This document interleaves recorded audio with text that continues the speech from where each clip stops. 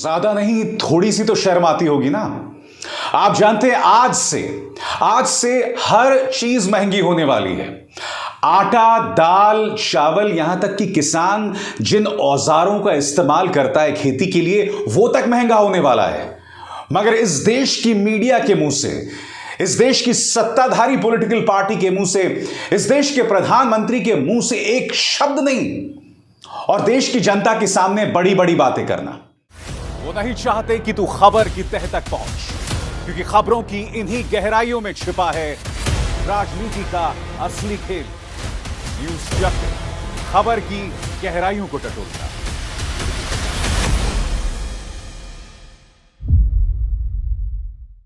दोस्तों, सबसे पहले मैं आपको बतलाने चाहूंगा कि आज से महंगा क्या हो रहा है गुड्स एंड सर्विसेज टैक्स की वजह से। आपके स्क्रीन पर अनाज, आटा, दाल, चावल, दही, पनीर सब आज से महंगा। और कौन कितना महंगा हो रहा है वो भी मैं आपको बतलाना चाहता हूं। चावल 25 किलो मिल रहा था 1300 से 1600 रुपए, अब उसकी कीमत हो जाएगी 1400 से 1800 रुपए, यानी कि 100 रुपए से 200 रुपए महंगा। अब बात करते हैं दोस्तों आटा की अभी कीमत 20 केजी आटा की कीमत 600 रुपए बताई जा रही है, अब उसकी कीमत हो जाएगी 630 से 650 रुपए, यानी कि महंगाई कितनी, 30 रुपए से 50 रुपए। मैदा की बात करें तो 80 रुपए कीमत थी, अब हो जाएगी कीमत 85 रुपए से 86 रुपए, यानी कि 5 रुपए महंगा। उसी तरह से सूजी और दाल दोनों में करीब 1 से 2 रुपए और 5 से 7 रुपए की बढ़ोतरी। आज मैं देश के प्रधानमंत्री नरेंद्र मोदी को उनका पुराना बयान याद दिलाना चाहूंगा। एक न्यूज चैनल के मंच पर आकर उन्होंने यह बात कही थी। उन्होंने कहा था एक जमाने में इस देश में दूध, पनीर और बुनियादी चीजों पर टैक्स लगता था, मगर जीएसटी के बाद यह सब खत्म हो गया। प्रधानमंत्री, आपको अपना पुराना बयान याद करना होगा। आपने कहा क्या था?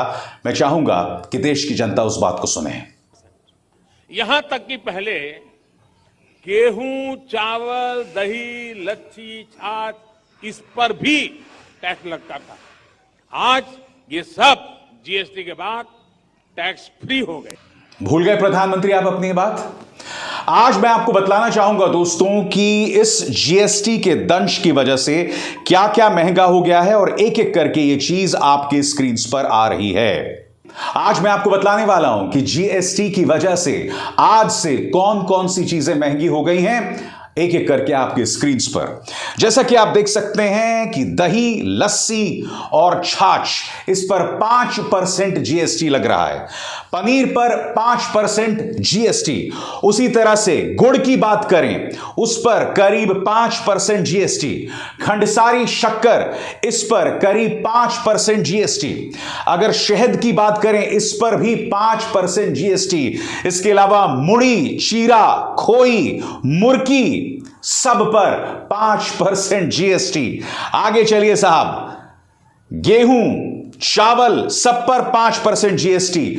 यहां तक कि नारियल पानी पर करीब 12% जीएसटी।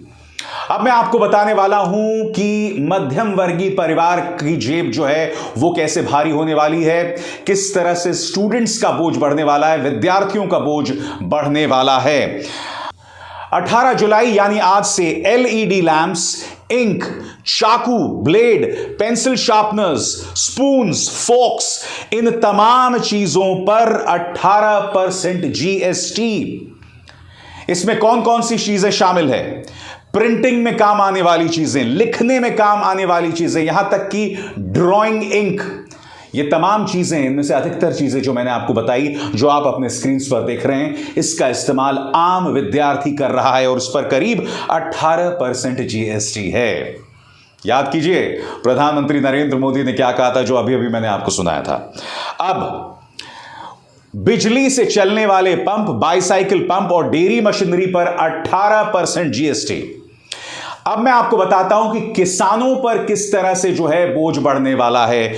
आप जानते हैं दोस्तों, किसान जो हैं वो बीज को सॉर्ट आउट करने के लिए, ग्रेड करने के लिए कई मशीन्स का इस्तेमाल करते हैं। इसके अलावा सीरियल इंडस्ट्री में और आटा चक्की, ये तमाम चीजें जो हैं वो काम आती हैं किसानों की, मजदूरों की। इस पर लग रहा है करीब 18% जीएसटी। चेक्स, बैंक जाते हैं साहब, अगर आप लूज चेक का इस्तेमाल करें या चेकबुक का इस्तेमाल करें, इस पर लग रहा है 18% जीएसटी। सोलर वाटर हीटर पर लग रहा है 12% जीएसटी। लेदर से जुड़े सामान पर लग रहा है 12% जीएसटी। यहां तक कि 1000 रुपए प्रतिदिन का जो कमरा होगा होटल के अंदर, उस पर लग रहा है करीब 12% जीएसटी। कमरे के किराए से लेकर तमाम चीजें दोस्तों अब महंगी हो रही हैं। क्या सरकार को इस बात की परवाह है? मैं आपको दावे के साथ कह सकता हूं दोस्तों, सरकार का टूल किट अब काम करना शुरू हो गया होगा। इनमें से अभी कई लोग आपको महंगाई के फायदे गिनाने वाले हैं। मैं मजाक नहीं कर रहा हूं। आपको याद होगा, डॉलर के मुकाबले रुपया लगातार गिर रहा है, 80 को छू गया है। इस वक्त जब मैं आपसे बात कर रहा हूं तो उसकी कीमत है, $1 की कीमत 79 रुपए 80 पैसे। यह बढ़ जाएगी जब तक यह कार्यक्रम आएगा, वो एक अलग मुद्दा है। मगर जैसे ही डॉलर ने 80 रुपए को छुआ, तब मीडिया में से ऐसे कई छोटे छोटे चूहे सामने उभर कर आ गए जो इसके फायदे गिनाने लगे। कायदे से इन तमाम सरकारी चाटुकारों को प्रधानमंत्री नरेंद्र मोदी को उनके पुराने बयान की याद दिलानी चाहिए थी। आपको याद है, प्रधानमंत्री नरेंद्र मोदी ने जब वो विपक्ष में हुआ करते थे, जब डॉलर के मुकाबले रुपए की कीमत गिरती थी, तब वो किस तरह से बताते थे कि व्यापारियों को कितना नुकसान होगा। याद कीजिए प्रधानमंत्री ने उस वक्त क्या कहा था। जिस प्रकार से डॉलर मजबूत होता जा रहा है, रुपया कमजोर होता जा रहा है, विश्व व्यापार में भारत टिक नहीं पाएगा। हमारे व्यापारी जो माल बाहर भेजते हैं, हमारे व्यापारी जो माल बाहर चलाते हैं, इस बोझ को सह नहीं पाएंगे। इवन भारत सरकार जो चीजें लाती है, भेजती है, उसको सहना मुश्किल हो जाएगा। और दिल्ली की सरकार जवाब नहीं दे रही है। इनमें से किसी भी चाटुकारों ने प्रधानमंत्री नरेंद्र मोदी को इस पुराने बयान की याद नहीं दिलाई जो अभी अभी मैंने आपको सुनाई है। इसलिए मैं दावे के साथ कह सकता हूं कि जिस तरह से जीएसटी लगा है इन सामानों पर, जिस तरह से महंगाई बढ़ रही है, लोग इसके भी फायदे गिनाएंगे। कितने शर्म की बात है। हकीकत यह है दोस्तों, इस सरकार की कोई जवाबदेही नहीं है। आज सुबह देश के सामने प्रधानमंत्री नरेंद्र मोदी आते हैं और वो देश को कहते हैं कि भाई संसद को सुचारू ढंग से चलाना चाहिए, इसमें सार्थक बहस होनी चाहिए। तो प्रधानमंत्री, मैं बहुत ही सलीके से, सम्मान के साथ आपसे सवाल पूछना चाहता हूं, इसकी जिम्मेदारी किसकी है? आपकी है, यानी कि भारतीय जनता पार्टी सरकार की है, क्योंकि विपक्ष के हाथ पांव काटने की कसर आपने कोई नहीं छोड़ी है। सबसे पहले मैं आपको सुनवाना चाहूंगा प्रधानमंत्री नरेंद्र मोदी ने आज क्या कहा, और उसके बाद मैं उसकी चर्चा करूंगा। हम हमेशा सदन को संवाद का एक सक्षम माध्यम मानते हैं, तीर्थ क्षेत्र मानते हैं, जहां खुले मन से संवाद हो, जरूरत पड़े तो वाद विवाद हो, आलोचना भी हो, बहुत उत्तम प्रकार का एनालिसिस करके चीजों का बारीकियों से विश्लेषण हो, ताकि नीति और निर्णयों में बहुत ही सकारात्मक योगदान हो सके। आप जानते हैं, जब उन्होंने पत्रकारों से बात कर ली, उसके बाद पत्रकारों के किसी सवाल का जवाब तक नहीं दिया उन्होंने। भाई, जब आप देश की जनता से यह अपील कर रहे हैं या सांसदों से अपील कर रहे हैं कि संसद की कार्रवाई ढंग से हो, तो उसके बाद पत्रकारों के सवाल का जवाब तो दीजिए। वैसे तो किसी भी पत्रकार में इतनी हिम्मत भी नहीं थी कि वो प्रधानमंत्री नरेंद्र मोदी से सवाल पूछ पाता, वो एक अलग मुद्दा है। मगर कायदे से उन्हें कई सवालों के जवाब देने चाहिए जो अब मैं आपसे पूछना चाहता हूं। प्रधानमंत्री, लोकसभा सचिवालय ने पूरी एक लिस्ट जारी कर दी है। उस लिस्ट के मुताबिक अतीत में हमने कुछ शब्दों पर पाबंदी लगाई थी और आने वाले दिनों में भी उन शब्दों पर पाबंदी हो सकती है। कौन कौन से शब्द हैं वो? जुमलाजीवी, भ्रष्ट, अक्षम, ऐसे कई शब्दों पर पाबंदी लगा दी गई है। यह नहीं बतलाया गया किस संदर्भ में लगाई गई है। यहां तक कि अमर उजाला की इस रिपोर्ट के मुताबिक अगर आप लोकसभा के चेयर या राज्यसभा के अध्यक्ष के किसी कार्रवाई के खिलाफ भी विरोध करते हैं तो उसे भी असंसदीय माना जाएगा। विपक्ष के आप हाथ पांव काट दें प्रधानमंत्री, और फिर आप यह कहें कि संसद के अंदर सुचारू ढंग से चर्चा हो। मैं आपसे पूछना चाहता हूं प्रधानमंत्री, आपकी जवाबदेही कहां है? ना आप जरूरी चीजों पर जीएसटी की मार को लेकर सवालों का जवाब देते हैं, डॉलर के मुकाबले रुपए गिर रहा है, उन सवालों के जवाब भी नहीं देते हैं। संसद के अंदर किस तरह से विपक्ष पर अंकुश लगाया जा रहा है, आप उन सवालों का जवाब भी नहीं देते हैं। और फिर आप सांसदों से यह उम्मीद करते हैं कि वो सकारात्मक चर्चा करेंगे। यह कैसे हो सकता है प्रधानमंत्री? जरा मुझे समझाने का प्रयास करें।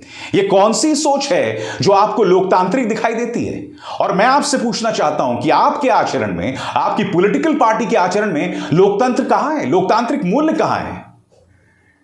इन सवालों से मत बचिए प्रधानमंत्री। जो आज मैं आपके सामने मुद्दे रख रहा हूं, इसमें देश की भलाई है, इसमें आपके अपनी छवि की भलाई है।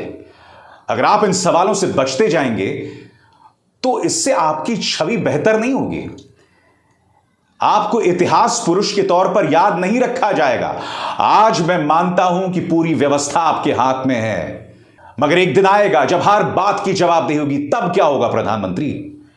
जब व्यवस्था आपके नियंत्रण में नहीं होगी तब क्या होगा? मैं आपसे दो और सवाल पूछना चाहता हूं, और इन दोनों का ताल्लुक इस देश के युवा के साथ है। आप एक अग्निवीर योजना लेकर आते हैं, आप वो योजना लेकर आ गए, मगर आपने पुरानी भर्तियां बंद कर दी। अब सेना के अंदर जो स्थायी भर्तियां हैं ना, उसका रास्ता बिल्कुल खत्म किया जा रहा है। जो लोग अग्निवीर योजना से बाहर निकलेंगे, 4 में से 3 बेरोजगार होंगे। इन सवालों के जवाब आपके पास नहीं है। आपका प्रचार तंत्र कहता है कि अग्निवीर योजना के जरिए सिर्फ कुछ लोगों की भर्ती होगी, अधिकतर लोगों की भर्ती जो है वो स्थायी योजना के अंतर्गत होगी। मगर सीधा सा सवाल, सेना में भर्ती को लेकर जो स्थायी योजना है, जिन्हें परमानेंट नौकरियां मिल रही थी, उनकी भर्तियां क्यों नहीं हो रही हैं? इस सवाल का जवाब क्यों नहीं? और इन्हीं मुद्दों को आज संसद में विपक्ष ने उठाया, और फिर आपकी सरकार कॉमन यूनिवर्सिटी एंट्रेंस टेस्ट, यानी कि तमाम कॉलेजेस के लिए, डिग्री के लिए एक परीक्षा, मगर उसको लेकर भी आपने कई सवालों के जवाब नहीं दिए।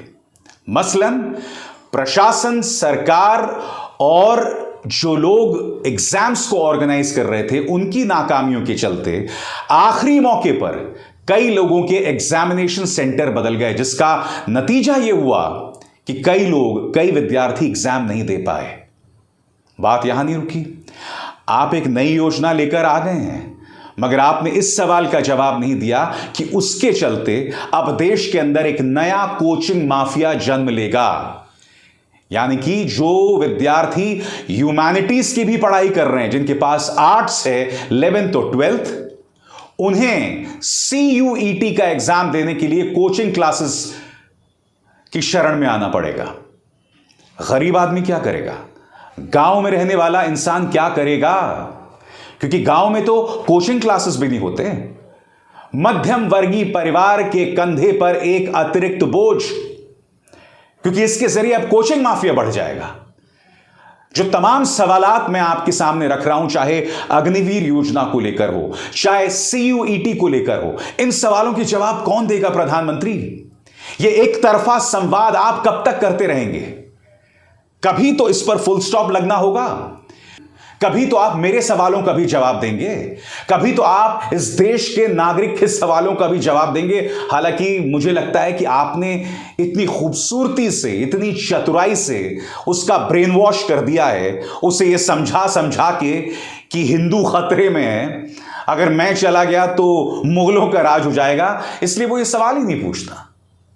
वो इस बात को लेकर खुश है कि आपने मुसलमान का इलाज कर दिया। अब कोई ये सवाल नहीं पूछता कि कहां गया सर्वधर्म संभाव, कहां गया सबका साथ सबका विकास। ये सवाल है प्रधानमंत्री, इनसे बचा नहीं जा सकता। लोकतंत्र, डेमोक्रेसी एक वन वे स्ट्रीट नहीं है, यानी कि यहां पर दोनों तरफ से ट्रैफिक आता है, सिर्फ एक तरफा ट्रैफिक नहीं चलता है। अगर आप अपनी बात कहेंगे और अगर मुझे आपकी बात पर आपत्ति है तो पलट कर मैं आपसे सवाल भी पूछ सकता हूं। यह मेरा लोकतांत्रिक अधिकार है और यह आप मुझसे नहीं छीन सकते। बात समझ आई? नमस्कार।